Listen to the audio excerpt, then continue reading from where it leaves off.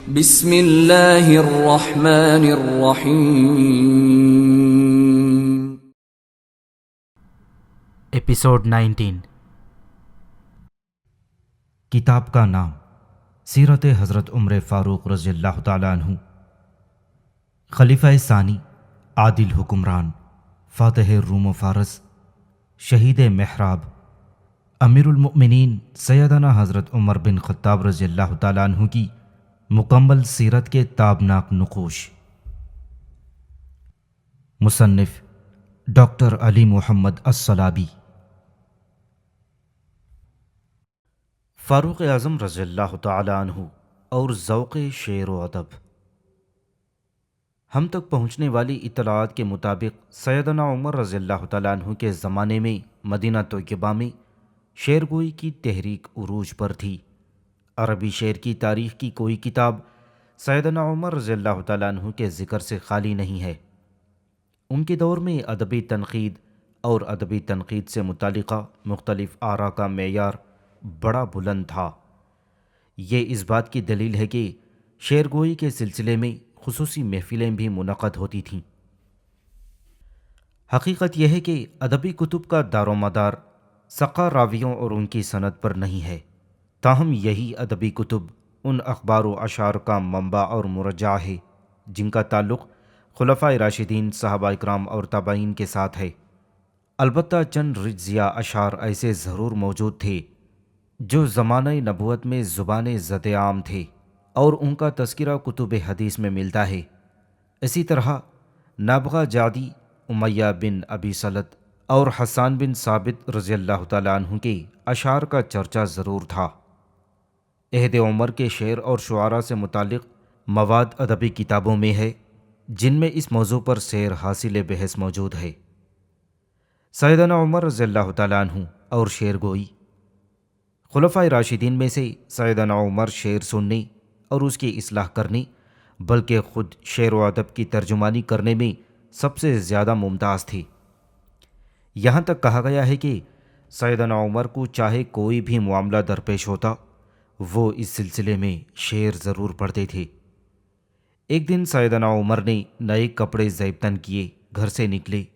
لوگوں کو بڑی حیرت ہوئی اور انہوں نے حیرانی سے ان کی طرف دیکھا تو انہوں نے فوراً یہ شعر پڑھے جن کا ترجمہ یہ ہے: ہرمز کے خزانے اس کا ایک دن بھی دفاع نہ کر سکے۔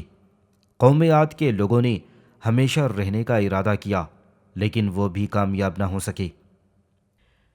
وہ بادشاہ کہاں ہیں جن کے غنیمت والے اونٹوں کے ریوڑوں کو ہر سمت سے قاصد انہی کی طرف ہانک کر لاتے تھے؟ یہاں موت کا حوض ہے جس میں ہر ایک کو اترنا ہے۔ جس طرح سابقہ لوگ اس میں اترے ہیں اسی طرح سب کو اترنا ہے۔ امام شافعی رحمۃ اللہ علیہ فرماتے ہیں کہ سیدنا عمر وادی محسر میں چلتے ہوئے یہ شعر کہتے تھے: تیری طرف وہ اس حال میں آئے گی کہ اس کا تنگ لباس ڈھیلا ہو گیا ہوگا اور اس کا دین عیسائی مذہب کے خلاف ہوگا۔ یہ شعر نجران کے ایک عیسائی کا تھا۔ اس نے یہ شعر اس وقت کہا جب وہ مسلمان ہو گیا اور حج کی غرض سے مکہ پہنچا۔ قبیلہ اوس کی ایک دانہ عورت سے سیدنا عمر رضی اللہ تعالیٰ عنہ کی موجودگی میں سوال کیا گیا: کون سا منظر سب سے زیادہ خوبصورت ہوتا ہے؟ وہ بولی: سرسبز باغات کے درمیان سفید رنگ کے محل بڑے دلکش معلوم ہوتے ہیں۔ سیدنا عمر نے یہ بات سن کر عدی بن زید کا شعر پڑھا جس کا ترجمہ یوں ہے: جیسے گھر کے باغیچے میں ہاتھی دانت سے بنی ہوئی گڑیاں ہوں یا کھلے ہوئے پھولوں والے باغیچے میں سفید انڈے ہوں۔ حضرت ابن عباس رضی اللہ تعالیٰ عنہ فرماتے ہیں: ایک مرتبہ میں سیدنا عمر کے ساتھ ایک سفر میں تھا۔ ہم رات کو سفر کر رہے تھے۔ میں سیدنا عمر کے قریب ہی تھا کہ اچانک سیدنا عمر نے اپنے کوڑے سے ایک قدم پر ضرب لگائی اور کہا: رب کعبہ کی قسم، تم نے جھوٹ کہا کہ احمد صلی اللہ علیہ وسلم کو قتل کر دیا جائے گا۔ ہم اس کے دفاع میں نیزہ زنی اور تیر اندازی کریں گے۔ یہ نہیں ہو سکتا کہ ہم انہیں دشمن کے حوالے کر دیں یہاں تک کہ ہم سب مار دیے جائیں اور ہم اپنے بیوی بچوں سے بے نیاز ہو کر ان کا دفاع کریں گے۔ سیدنا عمر نے مزید فرمایا، کسی سواری نے آج تک اپنے اوپر محمد صلی اللہ علیہ وسلم سے بڑھ کر اپنے عہد کو پورا کرنے والا سوار نہیں بٹھایا، نہ اپنے استعمال سے پہلے عمدہ پوشاک پہنانے اور تقسیم کرنے والا سوار نہیں بٹھایا، اور نہ سبقت لے جانے والے کو بہت عطا کرنے والا۔ اندازہ کیا جا سکتا ہے کہ سیدنا عمر کے حافظے میں بہت سے پرانے اور نئے ہم اثر شعراء کے اشعار محفوظ تھے۔ اس سے معلوم ہوتا ہے کہ وہ اشعار کا بڑا اختصار رکھتے تھے اور صورتحال کے مطابق فوری طور پر شعر سنا دیتے تھے۔ انہوں نے حضرت حمزہ رضی اللہ تعالیٰ عنہ اور مسلمانوں کے خلاف کینے کا اظہار کرنے والی ہند بنت عتبہ کے اشعار بھی بلا کم و کاست حضرت حسان کو سنا دیے۔ یہ ان کے عمدہ حافظے کی مستند دلیل ہے۔ پھر حسان بن ثابت نے ان کا جواب دیا تھا، ہم بلا تکلف کہہ سکتے ہیں کہ سیدنا عمر بڑے حساس تھے۔ وہ شعر سمجھنے اور پرکھنے اور برمحل پڑھنے کے ماہر تھے۔ وہ شاعر نہیں تھے، لیکن اشعار کے بارے میں بڑی جچی تلی رائے ظاہر فرماتے تھے۔ دیانتدار ادیبوں نے سیدنا عمر رضی اللہ تعالیٰ عنہ کو شاعر قرار دینے والوں کی تردید کی ہے۔ سیدنا عمر ایک کھلی کتاب تھے، ان کی کوئی بھی صلاحیت لوگوں سے پوشیدہ نہ رہ سکی۔ وہ عام لوگوں میں بہت بیٹھتے تھے، ان کے احوال معلوم کرتے تھے۔ اگر سیدنا عمر شاعر ہوتے تو لوگ یقیناً ان کے بلند پایہ کلام کو حرز جان بنا لیتے۔ ادب کی دنیا میں دور اول کے ناقدین نے بھی لکھا ہے کہ سیدنا عمر شاعر نہیں تھے، لہٰذا ابن اسلام نے اپنے طبقات میں، ابن قتیبہ نے الشعر و شعراء میں، اور جاہز نے اپنی مشہور زمانہ کتاب البیان میں سیدنا عمر کو شاعر نہیں کہا۔ ہاں، انہوں نے سیدنا عمر کی فصاحت و بلاغت اور ادب کا تذکرہ ضرور کیا ہے۔ علامہ مبرد نے سیدنا عمر اور متمم بن نویرہ کے بارے میں لکھا ہے کہ جب متمم نے اپنے بھائی مالک بن نویرہ کا مرثیہ کہا تو سیدنا عمر نے فرمایا، اگر میں بھی شعر کہنا جانتا تو تیری طرح اپنے بھائی زید بن خطاب کا مرثیہ کہتا۔ سیدنا عمر رضی اللہ تعالیٰ عنہ اپنے اشعار پسند فرماتے تھے جو اسلامی زندگی کی ترجمانی اور اس کے اصولوں کی تصویر کشی کرتے تھے۔ اسلامی مقاصد کے خلاف اور دینی قدروں کے منافی اشعار ان کے لیے ناقابل برداشت تھے۔ وہ لوگوں کو اچھے مطالب پر مشتمل بلند پایہ اشعار کہنے اور یاد رکھنے کی ترغیب دیتے تھے۔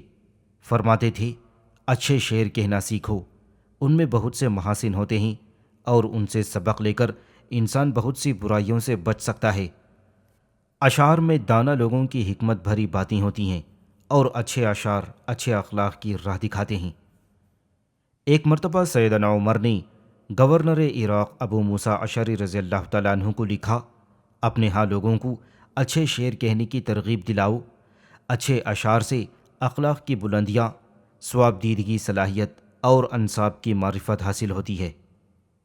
سیدنا عمر اشعار کو دل کی کشادگی اور انسان میں اچھے احساسات بیدار کرنے کا ذریعہ سمجھتے تھے۔ وہ اشعار کی فضیلت اور نفع مندی کے بارے میں فرماتے تھے، انسان کا سب سے بہترین فن شعر کہنا ہے۔ اچھے اشعار کی بدولت انسان کسی اچھے آدمی کا دل موم اور برے کا دل حق کی طرف مائل کر لیتا ہے۔ سیدنا عمر بچوں کی تربیت کے سلسلے میں لوگوں کو توجہ دلاتے تھے کہ انہیں شعر گوئی کا سلیقہ سکھاؤ۔ فرماتے تھے، اپنے بچوں کو تیراکی اور تیر اندازی سکھاؤ، انہیں حکم دو کہ چھلانگ لگا کر گھوڑے پر سوار ہونا سیکھیں اور انہیں بہترین معنی والے دانش مندانہ اشعار یاد کراؤ۔ سیدنا عمر جاہلی اشعار یاد رکھنے کے شوقین تھے کیونکہ اشعار کا لغوی طور پر کتاب اللہ سے تعلق ہوتا تھا۔ فرماتے تھے، اپنے دیوان کو لازم پکڑو۔ سامعین نے عرض کیا، یہ دیوان کیا چیز ہے؟ فرمایا، جاہلی اشعار، ان میں تمہاری کتاب کی تفسیر اور تمہارے کلام کے معنی پوشیدہ ہیں۔ سیدنا عمر اور ان کے شاگرد خاص حضرت عبداللہ بن عباس رضی اللہ تعالیٰ عنہ کی سوچ ایک ہی تھی۔ وہ فرماتے تھے، جب تم کتاب اللہ کی تلاوت کرو اور کسی لفظ کا مطلب نہ سمجھ سکو تو اسے عرب کے اشعار میں تلاش کرو۔ عربی اشعار عرب والوں کا دیوان ہے۔ سیدنا عمر سمجھتے تھے کہ اہل جاہلیت کا سب سے بڑا علم شعر گوئی ہی تھا۔ ایک موقع پر فرمایا، ہم لوگوں کا علم اشعار میں تھا، اس سے زیادہ صحیح ہمارے پاس علم نہ تھا۔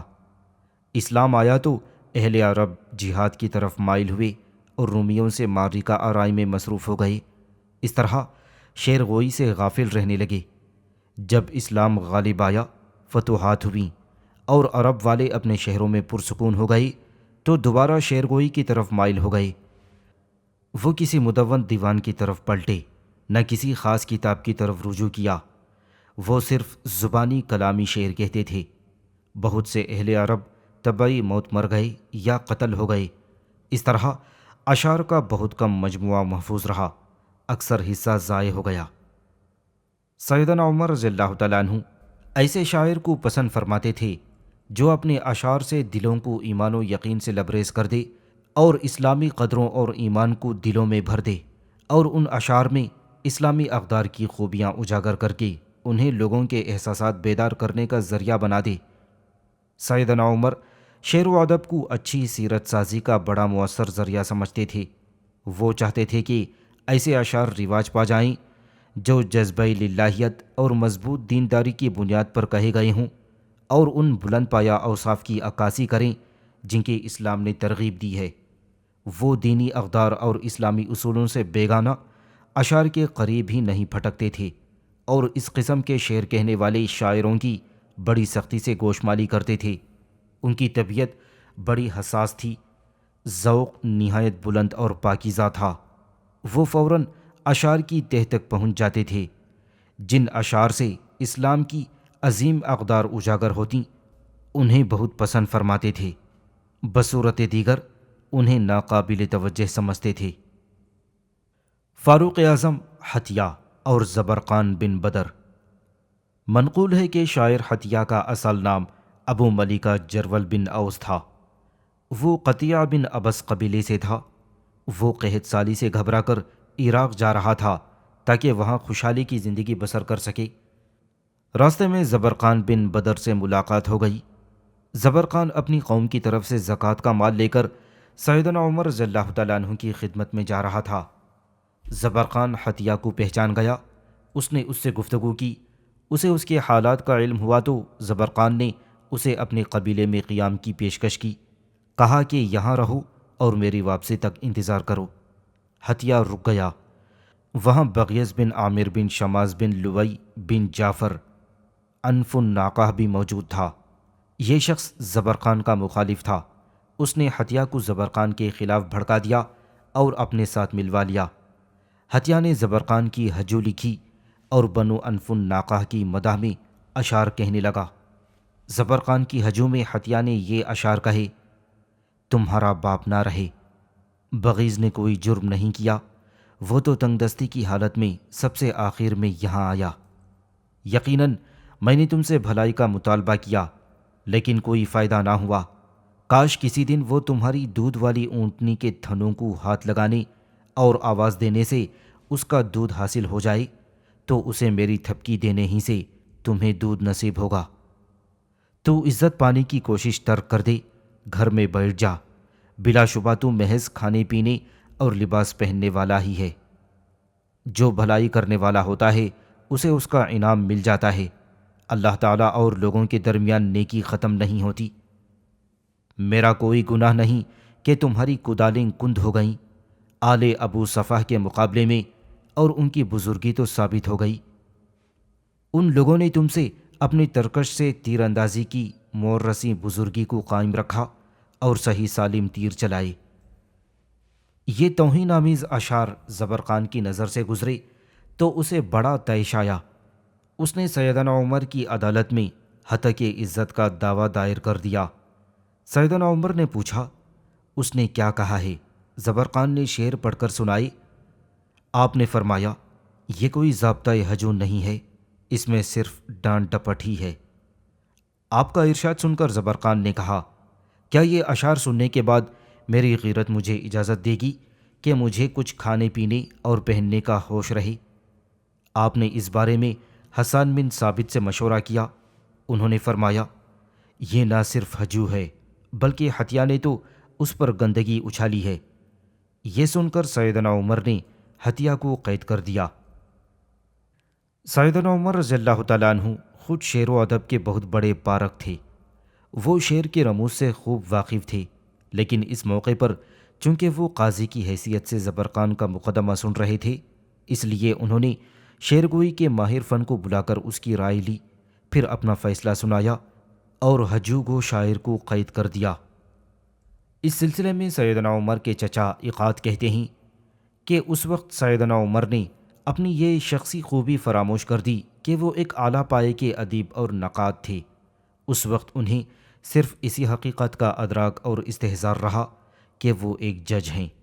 بعض شبہات کی وجہ سے وہ حد نافذ کرنے سے گریز فرماتے رہے اور اپنا فیصلہ اس وقت تک کے لیے موقوف کر دیا جب تک کہ انہوں نے اس باب میں اہل تخصص کی رائے معلوم نہ کر لی۔ یہ عمل ان کے کمال انصاف کی بڑی مستند پہچان ہے۔ حتیہ نے جب جیل کا کڑوا مزہ چکھا تو اپنی صفائی میں اشعار کہے اور سیدنا عمر نے ایسے اشعار کے ساتھ رحم کا خواستگار ہوا جن میں اس کی طرف منسوب باتوں کی نفی تھی اور عذر خواہی کا وہی طریقہ اپنایا گیا تھا جو نابغہ کا نعمان بن منظر کے ساتھ ہوتا تھا۔ اس نے لکھا تھا، میں آپ کی بزرگی کی پناہ پکڑتا ہوں، بلا شبہ مجھے دشمنوں نے ایسا کرنے کی ترغیب دی، پست لوگوں کے کینے پر میرا مواخذہ نہ کیجیے، ہر دور میں اچھے لوگ بھی ہوتے ہیں۔ اگر یہ لوگ سچ کہتے ہیں تو عذر خواہی کے لیے ہماری عورتیں پاپ یادہ آپ کی خدمت میں پہنچیں گی۔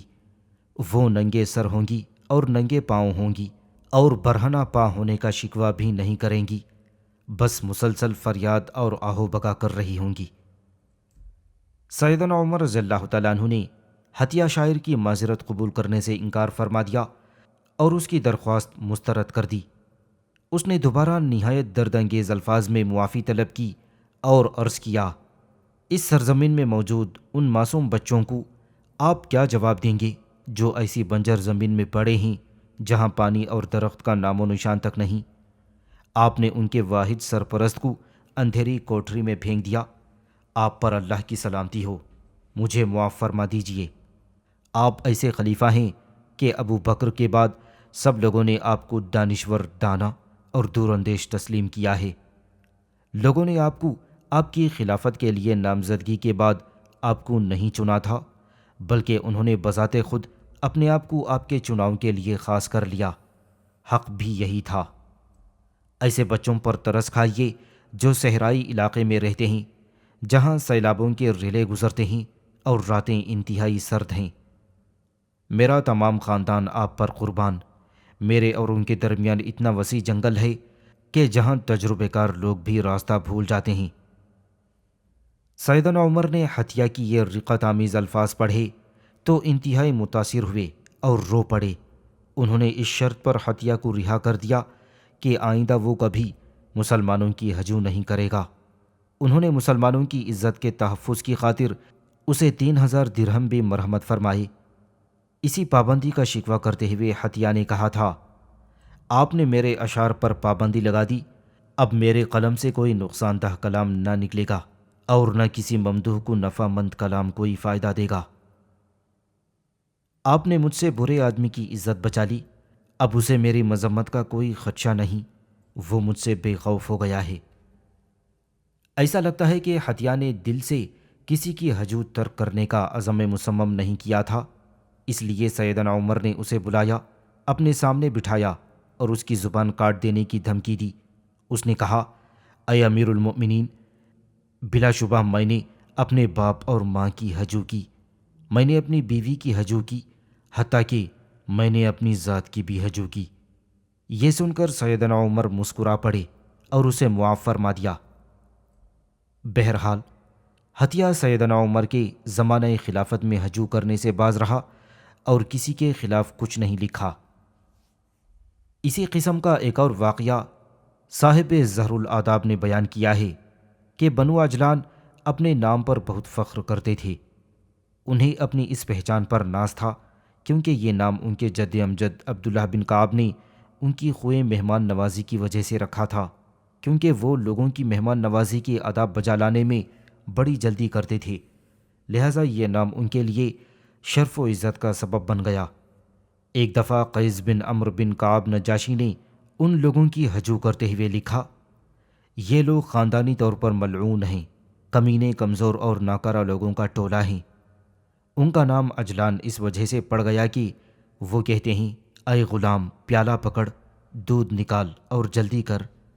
بیان کیا جاتا ہے کہ بنو اجلان نے نجاشی کے خلاف سیدنا عمر کی عدالت میں مقدمہ دائر کر دیا۔ سیدنا عمر نے نجاشی کو قید کر دیا۔ یہ بھی کہا گیا ہے کہ سیدنا عمر نے اسے کوڑوں کی بھی سزا سنائی تھی۔ سیدنا عمر رضی اللہ تعالیٰ عنہ نہ صرف ہجو یا اشعار پر متعلقہ شاعروں کی گرفت فرماتے تھے، بلکہ مسلمانوں کی عزت کو مجروح کرنے، مسلمانوں کے دلوں میں ایک دوسرے کے لیے بغض پیدا کرنے اور مسلمان عورتوں کے اوصاف بیان کرنے والوں کا بھی انتہائی سختی سے نوٹس لیتے تھے۔ اس کی تفصیلات ڈاکٹر واضح صمد نے بیان فرمائی ہیں۔ سیدنا عمر رضی اللہ تعالیٰ عنہ پر اشعار کا اثر۔ بیان کیا جاتا ہے کہ امیہ بن عسکر کنانی اپنی قوم کا سردار تھا۔ اس کا ایک ہی بیٹا تھا، اس کا نام کلاب تھا۔ امیہ سیدنا عمر کے دور خلافت میں مدینہ گیا، وہاں کچھ عرصہ ٹھہرا۔ ایک دن اس کی ملاقات طلحہ بن عبید اللہ رضی اللہ تعالیٰ عنہ اور زبیر بن عوام رضی اللہ تعالیٰ عنہ سے ہو گئی۔ اس نے ان سے پوچھا، کون سا عمل سب سے افضل ہے؟ انہوں نے فرمایا، جہاد فی سبیل اللہ۔ یہ سن کر وہ سیدنا عمر کی خدمت میں حاضر ہوا اور اس سلسلے میں بات کی۔ انہوں نے اس کا نام ایران جانے والے ایک لشکر کی فہرست میں درج کر دیا۔ امیہ کھڑا ہوا اور عرض کیا، اے امیر المؤمنین، میں اس مہم پر ضرور روانہ ہوتا اگر میں جوان ہوتا، لیکن اب میں بوڑھا ہو چکا ہوں۔ یہ سن کر اس کا بیٹا آگے بڑھا۔ وہ انتہائی عبادت گزار اور پرہیزگار تھا۔ اس نے کہا، اے امیر المؤمنین، میں اپنی جان کا اللہ سے سودا کر چکا ہوں، میں اپنی دنیا کے بدلے آخرت حاصل کرنا چاہتا ہوں۔ اس وقت اس کا باپ کھجور کے درخت کے سائے تلے کھڑا ہوا تھا۔ وہ فرط محبت سے اپنے بیٹے سے لپٹ گیا اور کہنے لگا، میرے بیٹے، تو اپنے ماں باپ کو جنہوں نے تجھے پالا پوسا ہے اس بڑھاپے میں چھوڑ کر نہ جا، کیونکہ اب ہم دونوں کو تیری سخت ضرورت ہے۔ بیٹے نے جواب دیا، ابا جان، میں ان دونوں کو اس چیز کے لیے چھوڑ رہا ہوں جو ان سے بہتر ہے۔ پھر اس نے اپنے باپ کو راضی کر لیا اور جہاد کے لیے روانہ ہو گیا۔ ایک دن امیہ اپنے کھجور کے درخت کے سائے میں کھڑا تھا۔ اچانک اس نے دیکھا ایک کبوتری اپنے بچوں کو بلا رہی ہے۔ امیہ نے یہ منظر دیکھا تو رو پڑا۔ پھر جب بڑھیا نے دیکھا تو وہ بھی رو پڑی۔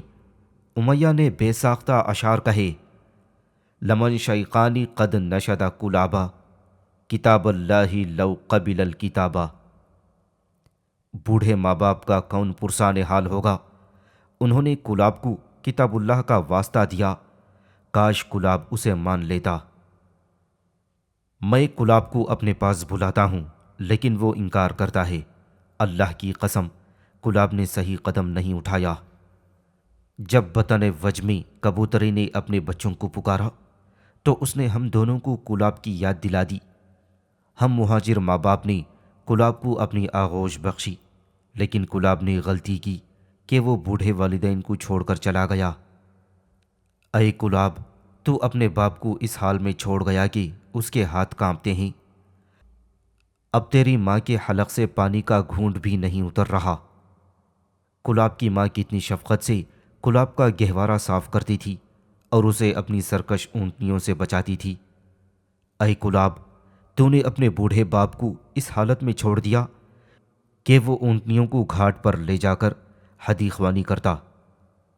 جب یہ اونٹنیاں تیز چلتی ہیں تو ہر ٹیلے پر گرد و غبار اڑاتی ہیں۔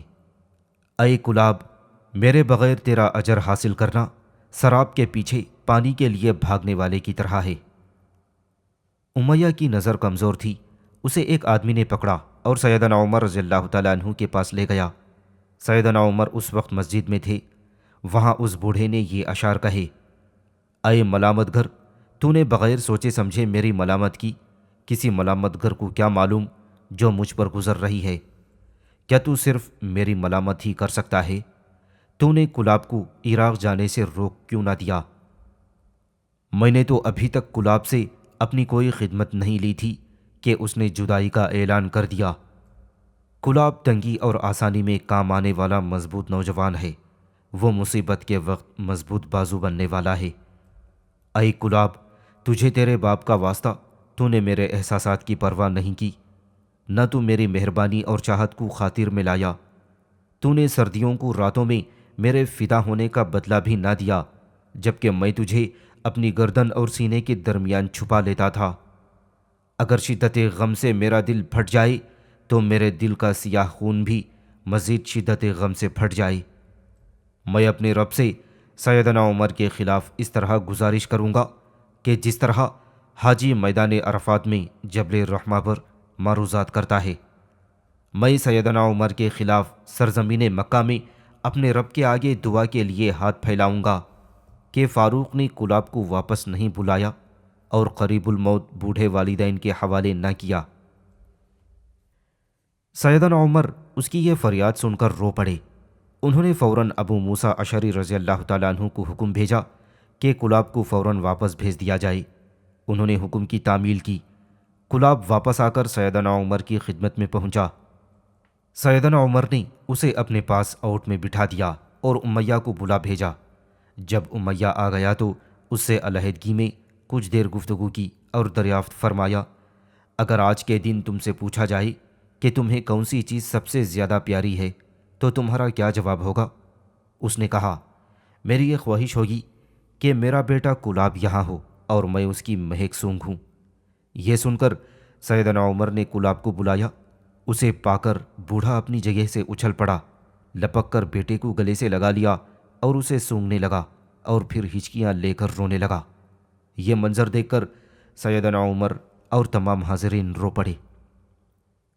سیدنا عمر رضی اللہ تعالیٰ عنہ نے کلاب سے فرمایا، تو اپنے باپ کے پاس رہ، تیرا جہاد ان کی خدمت کرنا ہے، ان کی زندگی پوری ہونے کے بعد تم اپنی مرضی پوری کر لینا۔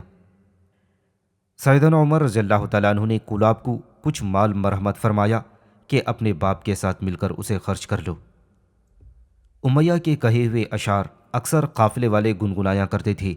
جب کلاب کو پتہ چلا تو اس نے کہا، تیری عمر کی قسم، میں نے ابو کلاب کو بڑھاپے کی حالت میں غمزدہ اور پریشان نہیں چھوڑا، اور نہ کلاب کو کہ وہ سوتے وقت کلاب کی یاد میں روتی ہے۔ میں جہاد پر مال یا منصب حاصل کرنے نہیں گیا تھا، میں تو صرف اللہ سے ثواب کی امید لے کر گیا تھا۔ کلاب مضبوط اسلام والا شخص تھا۔ وہ اپنے والدین کی خدمت میں مصروف رہا تاکہ دونوں ماں باپ خالق حقیقی سے جا ملے۔ اسی طرح کا ایک اور واقعہ بھی پیش آیا۔ شیبان بن مقبل سعدی معروف شاعر تھا۔ وہ ایرانیوں کے خلاف جہاد کی غرض سے حضرت سعد بن ابی وقاص رضی اللہ تعالیٰ عنہ کے ساتھ چل دیا۔ اس کے والد مقبل نے اس کے جانے کے بعد اس کی یاد میں انتہائی کرب کا اظہار کیا۔ وہ بہت بوڑھا اور کمزور ہو چکا تھا۔ بے قابو ہو کر کہنے لگا، کیا شیبان مجھے ہر رات اسی طرح ہلاک کرے گا؟ اس کی جدائی کی وجہ سے میرا دل دھڑکتا رہتا ہے۔ پے در پے حوادث نے میری کمر ٹیڑھی کر دی۔ کیا آپ کو خبر نہیں کہ قریب کھڑا ایک آدمی بھی مجھے دو نظر آتے ہیں؟ شیبان بتائیے کہ وہ تو کہتا تھا کہ وہ میری کبھی نافرمانی نہ کرے گا۔ اے شیبان، تو نے مجھ سے جدا ہو کر میری نافرمانی اور گناہ کیا۔ تیری قبر میں کبھی گناہ داخل نہ ہوگا مگر اس وقت جب نگران فرشتہ تجھ پر یہ فرد جرم عائد کر دے گا۔ سیدنا عمر رضی اللہ تعالیٰ عنہ نے یہ اشعار سنے تو متاثر ہو کر رونے لگے۔ انہوں نے فوراً سعد بن ابی وقاص رضی اللہ تعالیٰ عنہ کو لکھا کہ شیبان کو واپس بھیج دو۔ جب وہ آ گیا تو اس کے باپ کی طرف روانہ کر دیا۔ محض یہ چند واقعات ایسے نہیں ہیں کہ سیدنا عمر رضی اللہ تعالیٰ عنہ نے اشعار سنے اور متاثر ہوئے، بلکہ اس قسم کے بہت سے اور واقعات بھی بیان کیے جاتے ہیں، جن میں سے ایک واقعہ یہ بھی ہے کہ خراش بن ابو خراش حزلی نے سیدنا عمر کے زمانے میں ہجرت کی۔ وہ مسلمانوں کے ساتھ دشمن کے قبائل کے خلاف صف آرا ہوا اور دشمن کی سرزمین پر آگے ہی آگے بڑھتا گیا۔ ابو خراش مدینہ آیا، سیدنا عمر رضی اللہ تعالیٰ عنہ کی خدمت میں حاضر ہوا اور عرض کیا کہ میں اپنے بیٹے کو ایک نظر دیکھنا چاہتا ہوں۔ اس نے مزید بتایا کہ میرے سب اہل خانہ مر چکے ہیں اور بھائی مارے جا چکے ہیں۔ میرا اس بیٹے کے سوا کوئی سہارا اور مددگار نہیں، وہ بھی مجھے چھوڑ کر جہاد کی غرض سے چلا گیا ہے۔ پھر اس نے یہ اشعار پڑھے: خبردار، کیا ہے کوئی جو میرا پیغام خراش تک پہنچائے کہ تیرے پاس بڑی دور سے خبر آئی ہے؟ تیرے پاس وہ بھی خبر لا سکتا ہے جو ننگے پاؤں اور بغیر زادے راہ ہو۔ تو اسے پکارتا ہے تاکہ اس کے پیچھے کلیب آئے، وہ نہیں آئے گا۔ وہ لڑکا بے وقوف ہو چکا ہے۔ اس نے حلم کے ساتھ لوٹا دیا کہ اس میں کچھ نہ تھا، گویا اس کے آنسو چاندی کے موتی ہیں۔ وہ صبح کے وقت ریوڑ کو پانی پلانے والا تھا اور شام کو شام کے لشکر جرار کا مضبوط جز بن گیا۔ خبردار اے خراش، جان لے بہترین مہاجر وہ شخص ہے جو زاہد ہو۔ میں تجھے دیکھتا ہوں کہ تو مجھ سے دور ہو کر نیکی تلاش کر رہا ہے۔ یہ تو ایسے ہے جیسے شکاری نے اپنے سینے پر خون لگا لیا ہو تاکہ لوگ یہ سمجھیں کہ اس نے شکار کیا ہے، حالانکہ اس نے شکار نہ کیا ہو۔ سیدنا عمر رضی اللہ تعالیٰ عنہ یہ سن کر بہت متاثر ہوئے اور خراش کو واپس اس کے باپ کے پاس بھیجنے کا حکم نامہ جاری فرما دیا۔ پھر یہ قانون بنا دیا کہ اب کوئی نوجوان اس وقت تک جہاد کے لیے نہ جا سکے گا جب تک کہ وہ اپنے والدین سے اجازت حاصل نہ کر لے۔ مندرجہ بالا واقعات میں ہم دیکھ سکتے ہیں کہ سیدنا عمر رضی اللہ تعالیٰ عنہ اشعار سن کر انتہائی متاثر ہوتے تھے اور رو دیتے تھے۔ ایک ایسا شخص جو مرد آہن اور فولاد جیسے ارادوں کا حامل سمجھا جاتا تھا، در حقیقت کتنا نرم دل تھا۔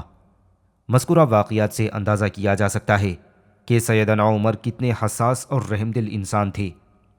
وہ ان بوڑھے والدین کی رنج میں برابر کے شریک رہے جو اپنے بچوں کی قربت کے ضرورت مند تھے۔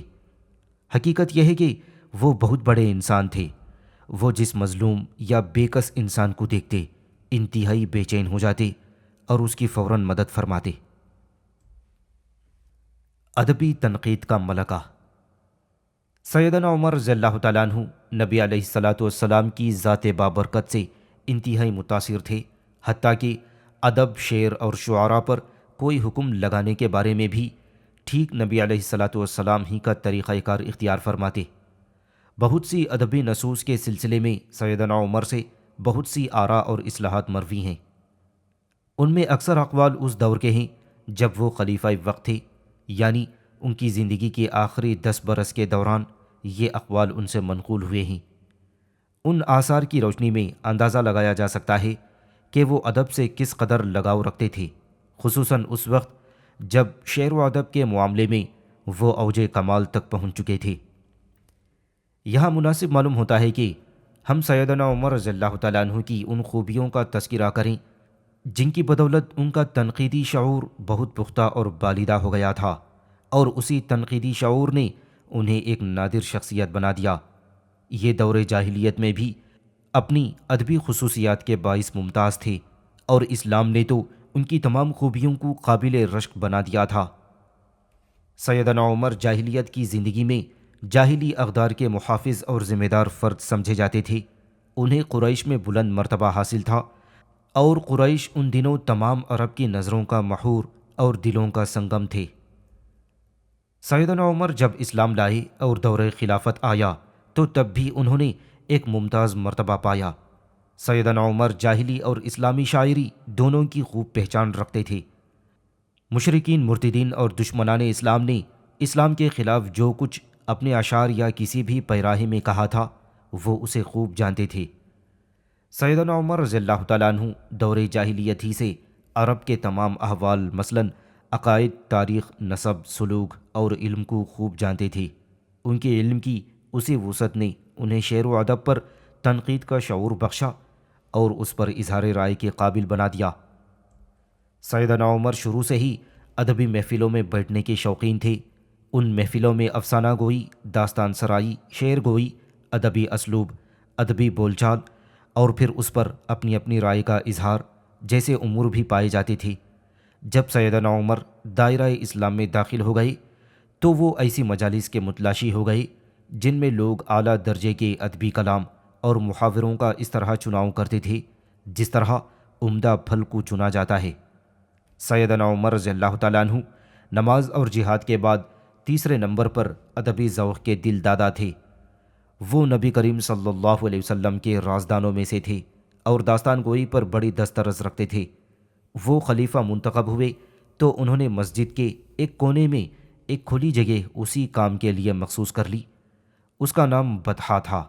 یہاں شعر و شاعری کے دل دادا اور ادب سیکھنے والے حضرات تشریف لاتے تھے۔ سیدنا عمر بن خطاب رضی اللہ تعالیٰ عنہ روشن بصیرت، عظیم تنقیدی مرتبے اور تیر بہدف تنقید کرنے کے ماہر تھے۔ انہیں فطرت اور الہام دونوں طرح کی بھرپور مدد میسر تھی۔ انہیں ایسی شفاف بصیرت حاصل تھی کہ وہ جو خیال ظاہر فرماتے وہ درست ہوتا تھا۔ وہ ہر سننے والی آواز اور دیکھنے والی چیز کو بھرپور توجہ اور احساس سے سنتے اور دیکھتے تھے، اور ادبی نصوص اور اس میں موجود فکری اور جمالیاتی ذوق کا پورا احساس و ادراک رکھتے تھے۔ یہی وجہ تھی کہ ان کی طبیعت انتہائی حساس تھی۔ وہ ہر چیز کی حقیقت اور ہر معاملے کی تہ تک فوراً پہنچ جاتے تھے۔ سیدنا عمر رضی اللہ تعالیٰ عنہ اپنی دل کی گہرائیوں سے تیر بہدف خیالات کا اظہار فرماتے۔ اس اظہار پر ان کا ضمیر مطمئن ہوتا تھا۔ وہ ان خیالات کے بیان اور اپنی پسند یا ناپسند کی وضاحت کا بڑا ملکہ رکھتے تھے۔ روایت میں ہے کہ متمم بن نویرہ نے اپنے بھائی مالک کا مرثیہ کہا، جو مرتدین کے خلاف جنگوں میں خالد بن ولید رضی اللہ تعالیٰ عنہ کے لشکر کے ہاتھوں مارا گیا تھا۔ اور جب متمم اس شعر پر پہنچا، اس میں کسی طرح کی کوئی بے حیائی نہیں تھی، اور جب اس نے یہ شعر پڑھا، اس میں کسی طرح کی کوئی بے حیائی نہیں تھی، وہ صورت اور سیرت دونوں اعتبار سے بہت اچھا تھا۔ تو سیدنا عمر رضی اللہ تعالیٰ عنہ نے فرمایا، میری خواہش ہے کہ جس طرح متمم نے اپنے بھائی مالک کا مرثیہ کہا ہے، اسی طرح میں بھی اپنے بھائی زید بن خطاب کا مرثیہ کہوں۔ یہ سن کر متمم نے کہا، اے ابو حفص، اگر مجھے یہ یقین ہو جاتا کہ میرا بھائی بھی وہاں پہنچ گیا ہے جہاں آپ کا بھائی پہنچا ہے تو میں کبھی اس کا مرثیہ نہ کہتا۔ سیدنا عمر رضی اللہ تعالیٰ عنہ نے فرمایا، میں نے تجھ سے بہتر کسی کا اظہار تعزیت نہیں دیکھا۔ سیدنا عمر نے متمم کا مرثیہ سمجھا اور اس میں موجود ندرت کو فوراً محسوس کر لیا۔ یہی وجہ تھی کہ سیدنا عمر ادبی نصوص کی بڑی قدر فرماتے تھے اور اسے ایسا درجہ دیتے تھے جو بڑا یگانہ اور قابل رشک تھا۔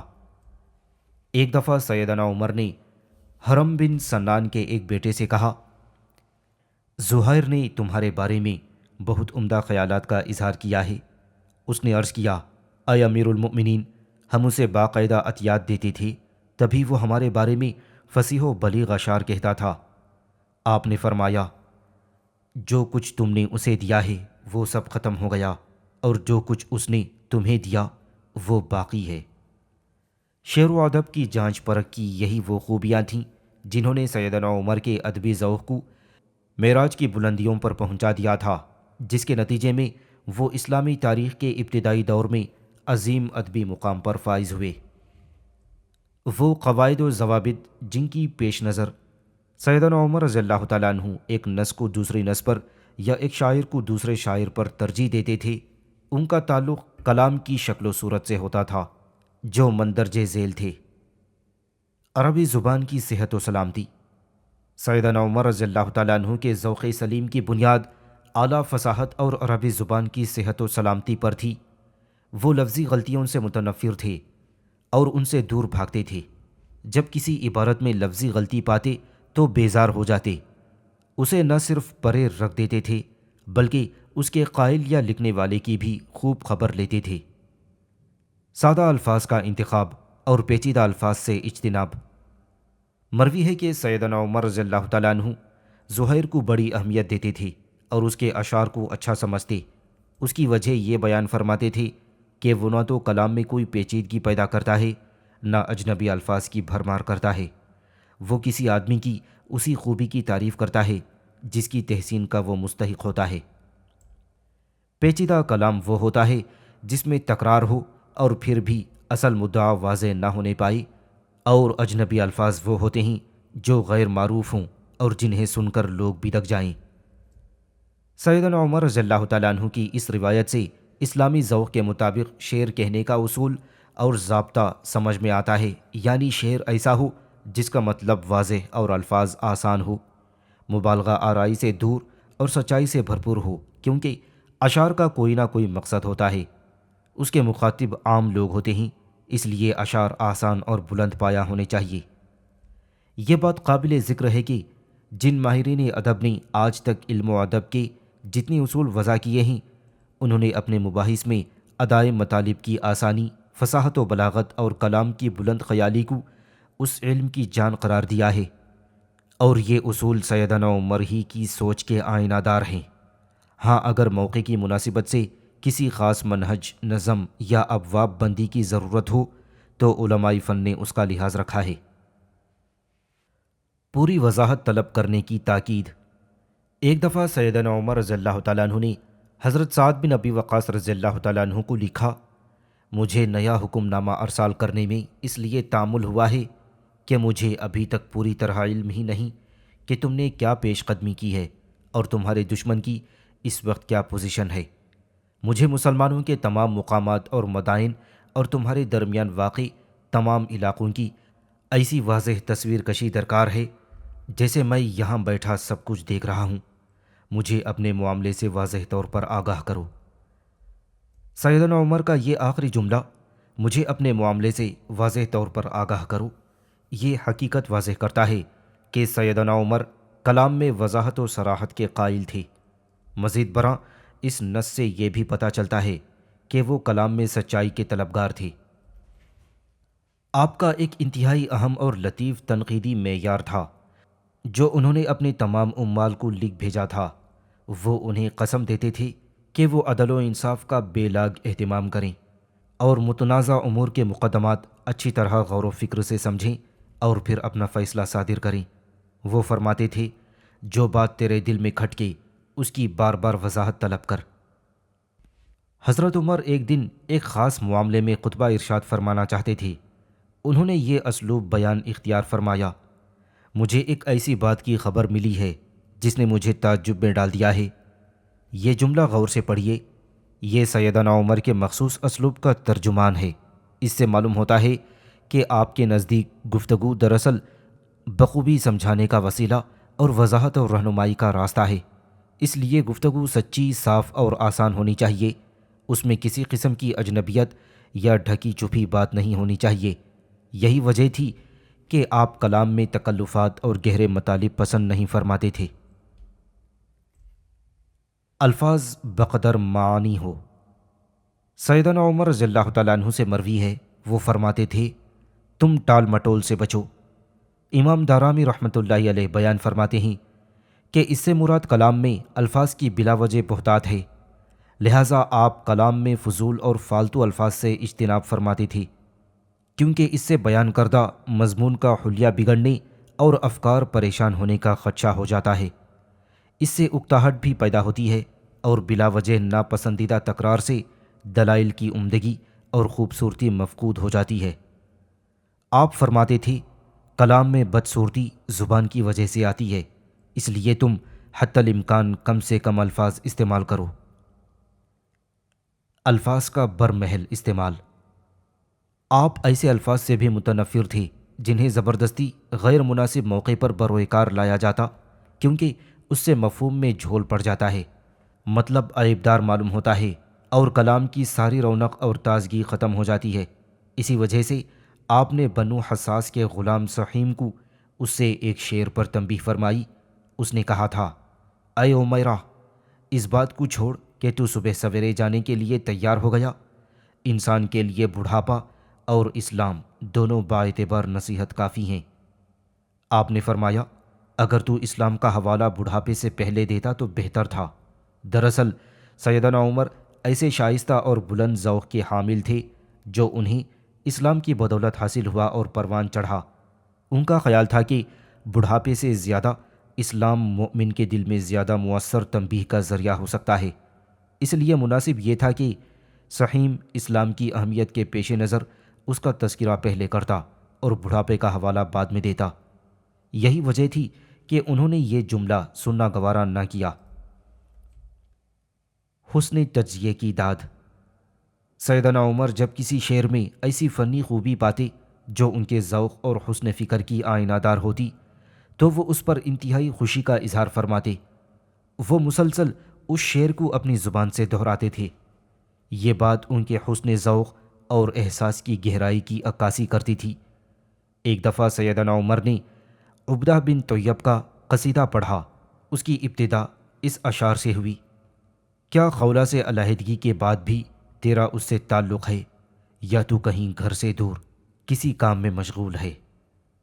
اور جب وہ اس شعر پر پہنچے: ضروری نہیں کہ آدمی ہر منزل کو کوشش کر کے پالے، زندگی بخل، لالچ اور تمناؤں کا مجموعہ ہے۔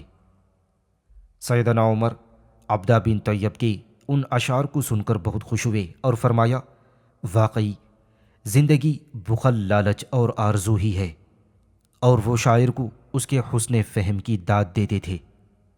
اسی طرح ایک دفعہ سیدنا عمر نے زہیر بن ابی سلمی کا یہ شعر پڑھا: بلا شبہ حق ثابت کرنے کے 3 طریقے ہیں: قسم، بحث و تمہیز اور مقدمے کی وضاحت۔ یہ تینوں امور ہر مقدمے میں مؤثر ہوتے ہیں۔ اگر تینوں میسر آئیں تو یہ انتہائی تسلی بخش بات ہے۔ ان اشعار میں زہیر نے یہ خیال پیش کیا کہ ان مذکورہ 3 اشیاء قسم، محاکمہ یا واضح ثبوت میں کسی ایک کے ذریعے سے حق واضح ہو سکتا ہے۔ اس حسن تقسیم کی وجہ سے اسے قاضی و شعراء کا لقب دیا گیا۔ آپ رضی اللہ تعالیٰ عنہ زہیر کے علم سے بڑے متاثر ہوئے۔ وہ جاہلی شاعر ہونے کے باوجود حق کے راستے جانتا تھا۔ طلوع اسلام نے ان راستوں کی تائید فرمائی۔ مذکورہ بالا اصول و ضوابط کے علاوہ کچھ اور بھی ایسے ضوابط تھے جنہیں وہ شعر و ادب میں جلوہ گر دیکھنا چاہتے تھے۔ وہ ادیبوں اور شاعروں کو تلقین فرماتے تھے کہ وہ اپنی تخلیقات میں اسلامی تعلیمات کے حامل ضابطے خاص طور پر ملحوظ رکھیں۔ ادب کو بطور فن جن قواعد و ضوابط کی ضرورت ہوتی ہے، ان کے ساتھ سیدنا عمر کے متعین کردہ ضابطے بھی شامل کر لیے جائیں تو آپ شائقین ادب کے روبرو سیدنا عمر کے اقوال کی روشنی میں اسلامی ادب کے صحیح خد و خال بخوبی پیش کر سکتے ہیں۔ شعر و ادب کے بارے میں سیدنا عمر رضی اللہ تعالیٰ عنہ کے ضابطے: سچائی۔ سیدنا عمر خیالات کی عکاسی اور عمدہ احساسات کی تصویر کشی میں سچائی کو اولین اہمیت کا اساسی عنصر سمجھتے تھے۔ وہ صداقت پسند تھے، صداقت ہی کی تلقین فرماتے۔ اسی وجہ سے انہیں مقبل السعدی اور امیہ بن عسکر کنانی کے قصائد بہت پسند تھے۔ جدت۔ سیدنا عمر رضی اللہ تعالیٰ عنہ تاکید فرماتے تھے کہ شاعر اور ادیب اسلامی تعلیمات کی چھاؤں میں رہ کر اپنی تخلیقات میں جدت پیدا کریں اور شگفتہ اسلوب میں دینی اور اخلاقی رموزہ نکات اجاگر کریں۔ محکمی۔ سیدنا عمر چاہتے تھے کہ ادیب اپنے کلام میں مضبوط دلائل سے محکمی کی شان پیدا کریں اور جو بات کہیں بڑے احسن پیرائے میں کہیں۔ اسلامی اخلاقیات کا لحاظ۔ سیدنا عمر سچائی، جدت اور محکمی کے ساتھ ساتھ اس خصوصیت پر زور دیتے تھے کہ شاعروں اور ادیبوں کے کلام میں کسی کی ہجو اور گھٹیا بات نہیں ہونی چاہیے۔ شراب و شباب کے تذکرے نہیں ہونے چاہیے، کیونکہ اس قسم کے تذکرے سیرت کے فساد کی علامت ہوتے ہیں۔ گزشتہ صفحات میں حتیہ اور سحیم جیسے شعراء کا تذکرہ گزر چکا ہے۔ ان شعراء کو سیدنا عمر نے جو مشورے دیے تھے وہ ان کے ادبی ذہن کی عکاسی ہیں۔ اس قسم کی ایک اور مثال ہے۔ نعمان بن عدی رضی اللہ تعالیٰ عنہ کو سیدنا عمر رضی اللہ تعالیٰ عنہ نے عراقی شہر میسان کا عامل بنا کر بھیجا۔ وہ تو وہاں چلے گئے، لیکن ان کی بیوی نے ساتھ جانے سے انکار کر دیا۔ انہوں نے عورتوں کی ترجیحات سامنے رکھیں اور اپنی بیوی کو مائل کرنے کی غرض سے کچھ اشعار لکھ کر اپنی بیوی کو ارسال کر دیے۔ ان اشعار کا حقیقت سے دور کا بھی واسطہ نہ تھا۔ انہوں نے کہا، کوئی شخص میری بیوی کو یہ پیغام پہنچا دے کہ اس کے شوہر کو میسان شہر میں شیشے اور سبز رنگ کے برتنوں میں مشروب پلائے جاتے ہیں۔ جب میں چاہتا ہوں میری خدمت کے لیے بڑے بڑے سردار اور موسیقار مہیا کیے جاتے ہیں، وہ ہر موڑ پر میرا استقبال کرتے ہیں۔ جب تو میری ہم نشین ہوگی تو مجھے بڑے برتن سے پلانا، چھوٹے دہانوں والے برتن سے نہ پلانا۔ جب ہم مضبوط اور عالیشان محل میں بیٹھیں گے تو ممکن ہے امیر المؤمنین کو ہماری ہم نشینی پسند نہ آئے۔ ان اشعار کی اطلاع سیدنا عمر کو بھی مل گئی۔ جب انہوں نے یہ اشعار سنے تو بڑے کرب سے فرمایا، اللہ کی قسم، اس نے مجھے دکھ پہنچایا ہے، پھر اسے معزول کر دیا۔ سیدنا عمر کا نعمان کو معزول کرنا انوکھی بات نہیں تھی، کیونکہ نعمان اپنی قوم کے امیر اور امام ہونے کے ساتھ ساتھ ان کے لیے نمونے کی حیثیت بھی رکھتے تھے۔ ان اشعار کے اثرات کا اگرچہ ایسے شخص کی زندگی میں عمل دخل ہی نہیں ہو سکتا جس نے ہجرت کی سعادت حاصل کی ہو، مگر نعمان بن عدی رضی اللہ تعالیٰ عنہ نے اپنے اشعار میں دین کی بنیادی اقدار کی پاسداری نہیں کی، نہ اسلامی تعلیمات کا خیال رکھا۔ اس لیے سیدنا عمر نے انہیں معزول کر دیا اور ان کے اشعار پر انہیں سرزنش فرمائی۔ شعر و ادب کے بارے میں تنقیدی جائزوں کے یہ وہ خد و خال تھے جن کی وجہ سے سیدنا عمر ممتاز ادیب شمار ہوتے تھے۔ ان جائزوں سے پتہ چلتا ہے کہ ابتدائی اسلامی دور میں ادبی تنقید کا معیار کس قدر کھرا اور بلند پایا تھا اور اس کی منزل کیا تھی۔ سیدنا عمر نے ادب کو فصیح نہج پر ڈالنے کے لیے صرف فنی ذوق ہی کا خیال نہیں رکھا، جبکہ ادبی کلام کی وضاحت بھی کی اور اس کا عیب و ہنر بھی بیان کر دیا۔ مزید برآں کسی بھی کلام کی خوبی یا قباحت کو پرکھنے کے لیے شاعروں کے قصائد کی تحلیل کے سلسلے میں نہایت باریک بینی کے ساتھ سب سے جدا اسلوب اختیار فرمایا۔ عربی شعر و ادب پر سیدنا عمر کی طرف سے قائم کردہ نقد و نظر کا معیار عربی ادب پر ان کا بہت بڑا احسان ہے۔ جب تک عربی ادب زندہ ہے اور عربی کی عبارتیں عیوب سے پاک، بلاغت سے لبریز، سچائی سے مزین، منظر کشی میں منفرد اور مافی الضمیر کے اظہار و اعلان میں واضح اور بے غبار ہیں، آپ کا معیار نقد و نظر اپنی افادیت کا ثبوت دیتا رہے گا۔ آپ کے ادبی اصول اتنے جامع اور نافع ہیں کہ ان سے کوئی ادیب اور شاعر اختلاف نہیں کر سکتا۔ اگر ہم اس خلیفہ راشد کے ثقافتی، تہذیبی اور ادبی خدمات جلیلہ مفصل طور پر بیان کرنا چاہیں تو اس کے لیے بہت سے مباحث اور فصول درکار ہیں۔ اس سلسلے میں تفصیلی مطالعے کے لیے ڈاکٹر محمد ابو النصر کی کتاب عمر بن خطاب اور ڈاکٹر نائف معروف کی الادب الاسلامی فی عہد النبوہ و خلافت الراشدین اور ڈاکٹر واضح الصمد کی ادب صدر الاسلام اور ڈاکٹر محمد حسن شراب کی کتاب المدینۃ النبویہ فجر الاسلام والعصر الراشدی، یہ ساری کتابیں بہترین مانی جاتی ہیں۔